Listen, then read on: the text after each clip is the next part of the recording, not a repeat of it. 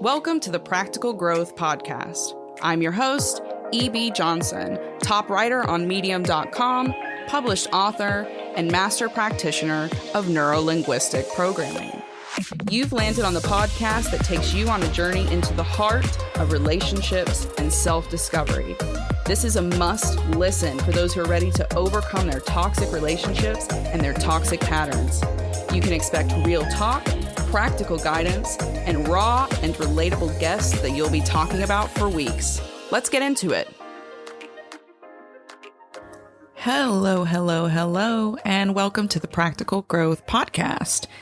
I'm your host, E.B. Johnson, and this week we are going to be talking bad relationships. That's right, bad relationships. We are talking toxic partners, abusive relationships, spouses that just don't really meet our needs anymore. We are going to cover it all in this episode, so make sure you stay tuned until the very end because there's so much good information here, and we're even going to talk about whether or not you are in a bad relationship right now and what you can do about it. Just before we jump into things, though, I am so excited to announce my all-new group coaching program. That's right. This is the best place to take your self-discovery journey to the next step. And it's also a great place to dip your toes into the water of coaching with me.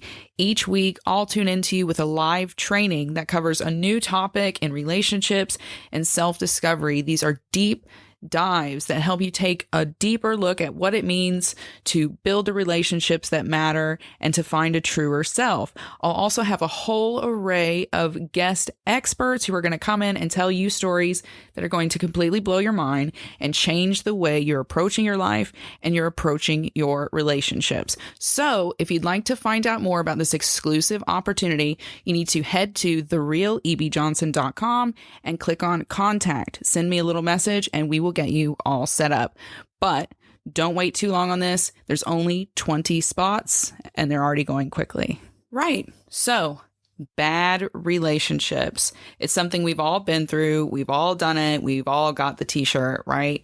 We've all been in either a partnership that was just completely stale, unfulfilling. We didn't want the same things, or we've been in an abusive relationship with all these toxic power dynamics and manipulation and control. We've all been there. Bad relationships is a universal experience that really kind of like binds together our humanity, right? It's a place that we can find empathy and compassion with each other. But getting to that point takes a lot of hard work, and it takes going through a lot of pain, a lot of upset, and a lot of self-digging. But what really constitutes a bad relationship, though, right? Like, what is universally a bad relationship? You can't really put like a one-size-fits-all tag on bad relationships because that looks different for everybody. What might be incredibly dysfunctional or toxic for one person might just be how another person operates and they enjoy that kind of dynamic. What someone else sees as manipulative or controlling, it might not be the experience. Everyone experiences their relationships differently. They perceive them, they see them differently. And so part of recognizing a bad relationship is realizing what your true needs are. You have to kind of align yourself to what your truth is, what an authentic relationship looks like to you, and what genuinely makes you happy in a partnership. Overall, however, there are some concrete signs that we can look for. Bad relationships can be unfulfilling. It can just be partners who have grown apart, who want different things, or who are just totally misaligned when it comes to integrity and to values. They can also just be off balance. Maybe the power dynamics are warped and twisted and you don't really know how to break out of that. You can also have just kind of boring relationships. You outgrow each other. You just don't like each other anymore. And then you can just have abusive relationships. Your typical toxic, abusive, stereotypical relationships. Your partner hits you, they financially abuse you, they sexually coerce and abuse you, they manipulate you, they socially isolate you, right? All of the kind of typical bad relationship stuff that we're used to. All of these things can come together to form bad relationships, and different people can experience those bad relationships differently. But as we seek to go forward, right, and build relationships, we have to be a bit more concrete. We need a bit more of a roadmap. So there are some universal signs, okay? Some universal signs that can indicate bad or dangerous relationships. And that is what we are going to explore right now. How can we spot a bad relationship? Especially if we don't have a lot of relationship experience, right? Because a lot of the times, many of my clients, they come to me and they are not necessarily experienced in relationships. Maybe they had one really, really, really long relationship, 20 or 30 years, that they are just getting out of. Or maybe they've just had a couple of really significant partnerships in their lifetime, but they haven't had a lot of experience juggling the nuance of different personalities and how relationships can actually play out in different situations.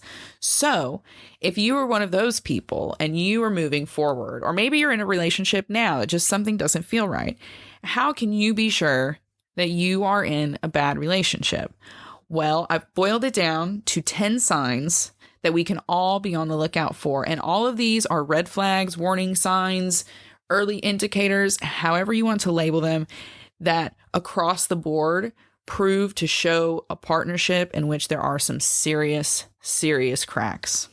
First up, we have secrets. Keeping secrets, secretive partners, secretive relationships, relationships in which there are so many layers of buried truths that either you're not facing for yourself, your partner's not facing, or you're not sharing with each other. These secretive relationships make it impossible to harbor trust. Even if you don't know the secrets exist, there is an uncertainty there. There's an instability. Your subconscious will always have alarm bells going off. This doesn't create a stable environment in which you can foster that love, that connection, and that long-term investment with one another, because that all centers on trust. You have to know who you're dealing with, and you have to trust that they want the same things and they have the same things in mind. And that's what leads to number 2, which is trust, trustworthiness, right? That's essential to any successful relationship. You have to be able to trust each other. You have to trust that the other person's going to show up, that they care for you, that they're going to be gentle with your needs and not embarrass you, not hurt you, not take advantage of you or try to use your vulnerabilities against you, because we're all human. We all have vulnerabilities. We all have weaknesses and things that we don't want to show other people because they make us fearful or doubtful or insecure. And that's why it's so important that you have partners that you trust. And if you can't trust them because they hurt you, they manipulate you, they use your words against you, or they just outright like physically abuse you, terrorize you, keep you in fear and uncertainty, all of those things, again, they make it impossible for us to put in deep-rooted connections with one another, because we're afraid that if we do that, the rug will be ripped out from under us, or that our words will be used against us, and that our mistakes will be used against us and will be punished. We have to be able to trust the partners that we invest in, the people that we give significant space to in our lives. It's an essential foundation. If you don't trust your partner, you're in a bad relationship. That trustworthiness and that trusting behavior, that boils itself down to vulnerability, okay? Vulnerability has to happen in a relationship. You have to be vulnerable with one another. You have to be able to share your secrets, share your pains, share your insecurities. When you doubt something, you have to be able to say that to your partner. For that true intimacy that so many of you crave, be it emotional or even physical, you have to be vulnerable. Having sex with someone is the ultimate act of vulnerability. You are at your weakest in that moment, right? And anyone could do anything to you when you are mid-coitus, okay?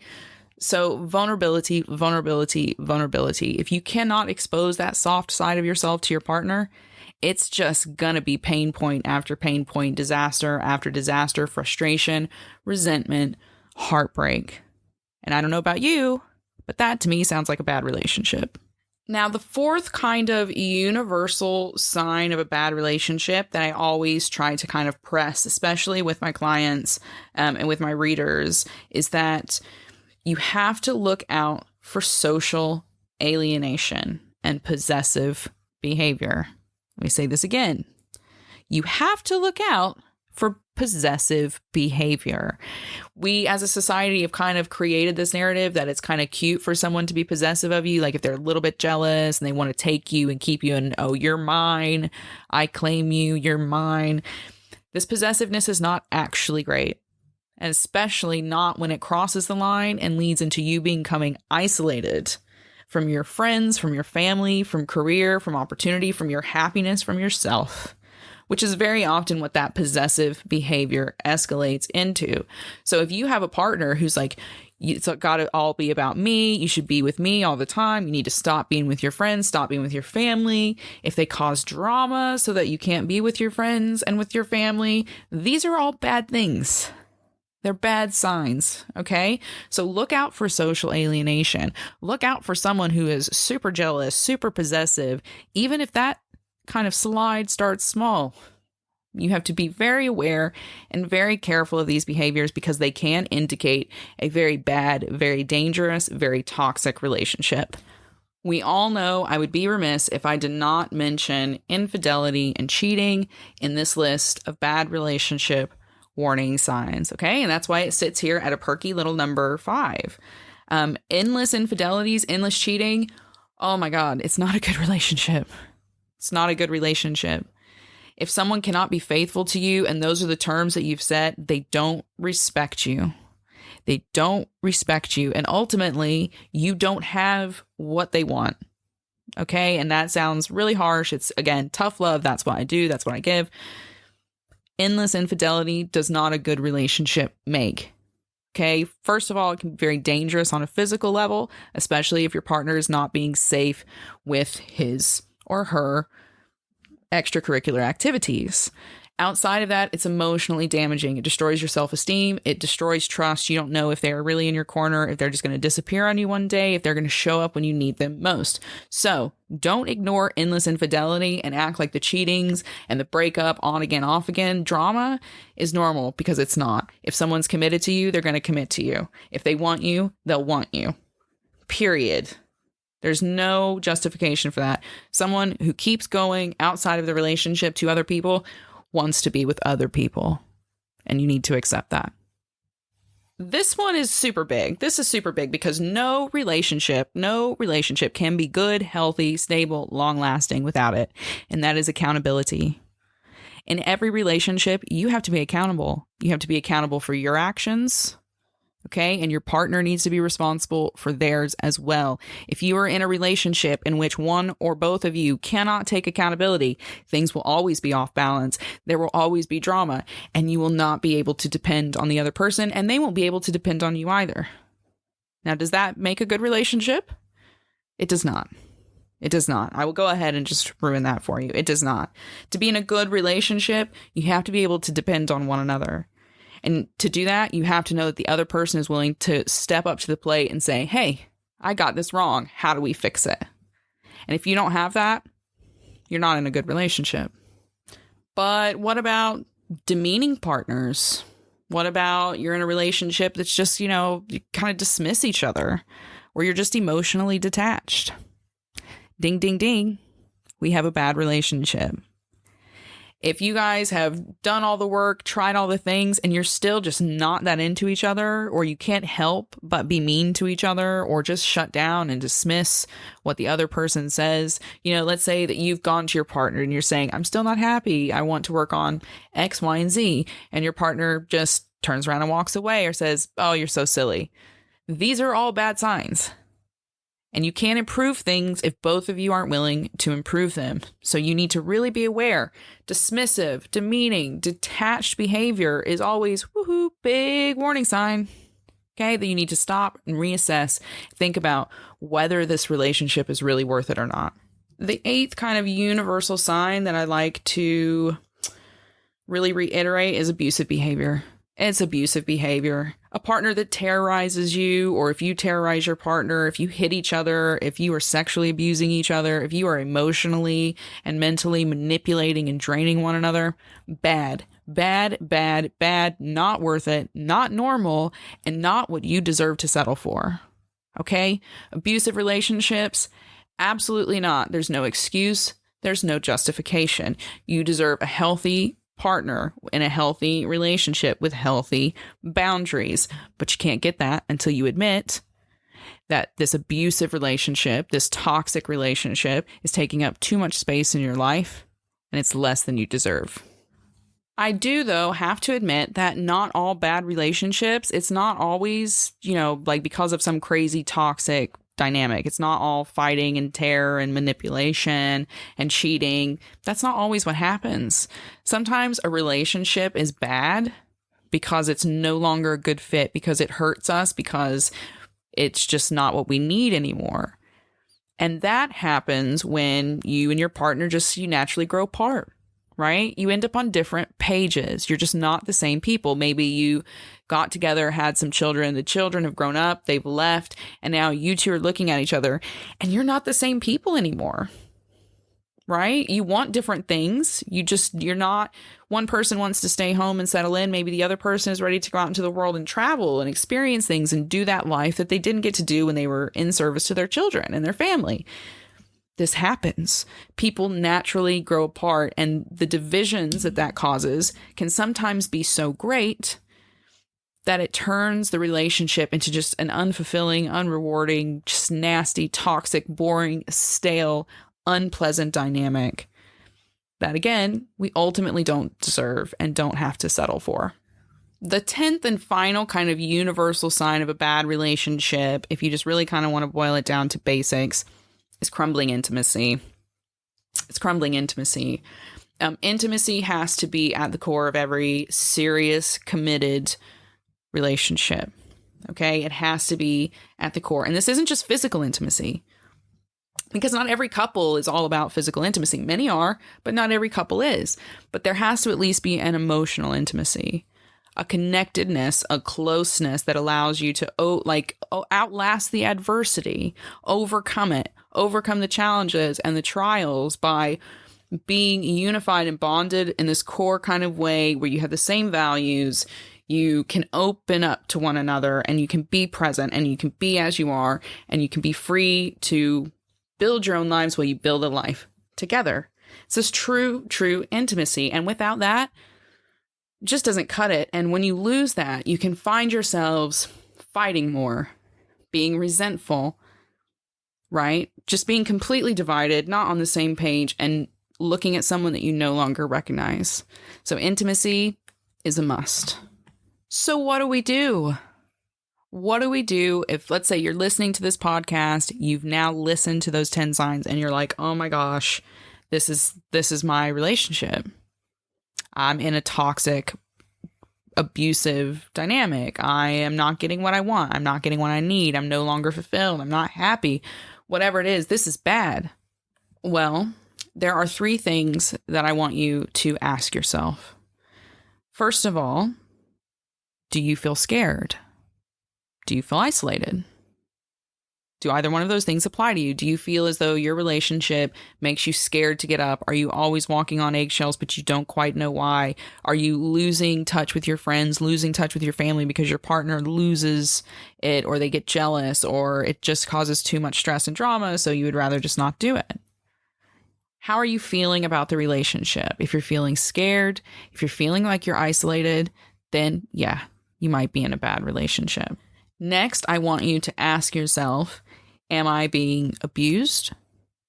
Am I being manipulated? Am I being controlled? These are, again, 3 big things to look out for in a really, really, really dangerous or toxic, abusive relationship. Does your partner hit you? Do they terrorize you? Do they sexually coerce you? Do they shame you? Okay? There's a lot of different ways that someone could manipulate you or abuse you. None of them are justified or excusable. And if any of them are occurring, it's a relationship that you need to exit immediately. Lastly, I want you to ask yourself, am I getting what I want? But more importantly, am I getting what I need? Now, only you know what those essentials are, but we all have them. We all have different needs, and they are all justified, relevant, valuable, all of the above, okay? But you have to be honest about them. And then you need to be very clear about what's the most important thing that you need. Okay, you've got to prioritize those things and then open up to your partner and be honest if they can't provide those things. At the same time, you need to give them space to have that honesty with you. You might not be what they need anymore, and that might be what's making the relationship bad. So big honesty, folks. Big honesty. It's the part of the podcast that's going to be hard for a lot of you to hear, but this is the part of the podcast that will be the most important for those of you listening who are indeed in toxic, bad, abusive partnerships right now. Okay, because now we're going to deep dive in what you need to do if you've realized that you're in this relationship. Now, let's just go ahead and pull the Band-Aid off. The only way to heal a completely damaged, bad, abusive, and toxic relationship. Now, I'm not talking about you guys just get into little spats from time to time, okay? We're talking seriously bad and abusive relationships. There is only one way to get yourself safe from that, in a place where you can heal, and that is by exiting. Okay? That is by exiting those relationships. And that doesn't gel with what a lot of us were taught, right? You were taught that when you really, really love someone, you hold on and you work it out. But the problem is, you cannot change the other person and they can't change you. If someone is abusive and they are toxic, then they are abusive and they are toxic. You will not change that in them. Okay? They have to change that for themselves. And you pestering them, nagging them is not going to happen. So the only thing you can truly do to protect and save yourself from a bad relationship is to make an exit plan and to exit it. But that is a strategy with several steps. So get out those pens and paper because we're going to break them down right here and right now. First and foremost, number one, self-honesty and radical acceptance. You have to take a good hard look at your relationship and you have to fully acknowledge what it is, what it isn't, what role you've played, and what role your partner has played. Okay, you need to think of it a bit like building a roadmap. Okay, exiting this relationship is going to be a bit like putting together a roadmap. Before you can figure out how to get to that happiness at the end of the road, you got to figure out where you're at. And once you're there, you can plan an effective path forward. But that doesn't happen until you radically accept every inch, corner, nook, cranny, shadow of your relationship. The good, the bad. And then accept that you're not getting what you want, what you need, what you deserve. Honesty. Everything gets set into motion, first of all, with honesty. Now, this next step, number 2, is not going to apply to everyone, okay? Because if you are in an extremely abusive relationship, the exit plan for you has to be completely different. Okay, it's got to be very different from this entire strategy. If you are someone who is in an extremely abusive relationship, I will put some contact details in the description for you below, but you have to create a safety plan for yourself. You've got to take a lot of time. You've got to be very strategic, and you've got to get professionals and friends and family that you can trust involved. Okay, so this step number 2 may not necessarily apply to you if you are in a dangerous position. So if you are someone who is just in your standard run-of-the-mill bad relationship with just a crappy person who makes you miserable, then number 2, if safe, you need to communicate the shift. You need to communicate the shift.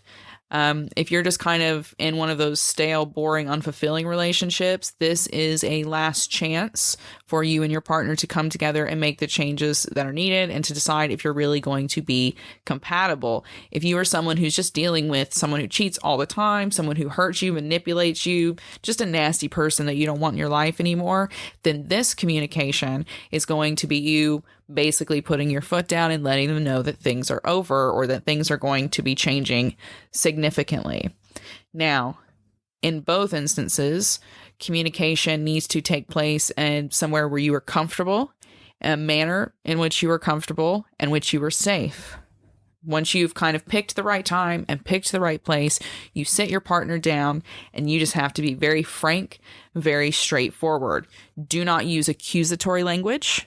You never say, you did this, you did that, so I'm doing this. It's always focused on you because you're the only thing that you truly know about. Your emotions are the only thing you truly know about factually. Your decisions are the only thing you know about factually. And your kind of reasons for your behavior, only you know about that factually. So you can absolutely share circumstances. For instance, you can say, do you remember when we went to this restaurant and this situation happened and I did this? Well, that made me feel this, and I'm not willing to settle for that. You have to focus on the I here, okay? So don't aggravate things. Don't make it worse or more dramatic than it has to be. If you've decided to end this relationship, then there's no point, okay? Getting in these last barbs won't make you feel better. It will just aggravate the situation, inflame things, and make it worse. So keep it civil, keep it focused on yourself, and let them know, hey, not settling anymore. This is it. Final call, last drinks. We're done. Once that kind of dialogue has been opened and that has been shared, then you need to work really, really hard to create a lot of emotional space. If you're living together or you're married or you've been together for a long time, you don't have to leap into announcing to everybody. You don't have to immediately shove everything out on the lawn or on a U-Haul overnight. None of that has to happen. You can what we call mindfully decouple, but that requires creating a lot of emotional space. You got to stop being around each other so much. You have to stop communicating as much. You have to start separating your lives. And that comes from emotional detachment, mindfully detaching from one another, choosing not to fight, but choosing just to be almost ambivalent to one another so that you can move forward and just process, figure things out. And then you can come back together and make final decisions on how the actual splitting and the breakup is going to take place. Now, I could not stress enough how important it is at this point that you lean into a support system. You need a support system as you exit these bad relationships. That's especially true if you're coming from a really toxic, abusive, or dangerous relationship, okay? You need a multi-layered support network that can help you. You might be dealing with a CPTSD after one of these relationships. You will need mental help, medical help, as well as the loving and unjudgmental support of friends, chosen family, real family, people that have your corner and that see the best in you no matter what happens to you. Because this is going to be painful. There's going to be so many ups and downs. There's going to be confusion. You're not going to really understand what's going on at times. You're going to be hurt. You're going to lash out. You need to have a village around you that can help support you as you lift yourself back up. Once you and your partner are prepared, you have to commit to the fifth process in this step, which is making a clean break. You've got to make a clean break. That means you're not talking all the time. You're not together. You're not hanging out. You're not exchanging important things. You know, you're not scratching lotto tickets with each other on a Friday night. You're not doing that anymore. Okay? You're not following each other on social media. You're not watching the dates that they go on a Thursday, on a weekend. You don't need to see the picnics that they go on with their family, and they don't need to see that from you either. You need to make a clean break so that you can mentally and emotionally grieve, detach, and move on. Don't roll back. Don't rebound. Don't text them when you're drunk. Don't text them to come to that wedding. Don't do it. Don't open the door on temptation. Make a clean break. It needs to be done, but your brain is not going to be able to let them go until you let them go. So when the time is right, you need to cut ties and you need to remove them from your life. Now, this does not mean that they have to just be erased forever and ever and ever. Okay. This clean break, sometimes for people, it only lasts for 2 weeks, 3 months, maybe a year, maybe 2. It's about mentally and emotionally resetting. That's what the break's about. And once you are able to remove them from that kind of intimate space, when you are able to no longer see them as a passion interest or a love interest, then you can revisit inviting them into your life in a different way, in a different, less intimate space. Okay, but for now, you need to make that clean break so that you can heal and you can imagine a life without them. Last but not least, get professional help. Get professional help. I even have to tell some of my clients this, that they come to me and let's say we uncover some larger issues that they might be dealing with their relationships. They didn't realize how damaged they were. They didn't realize how complicated things were. Sometimes we need a lot more help than we realize.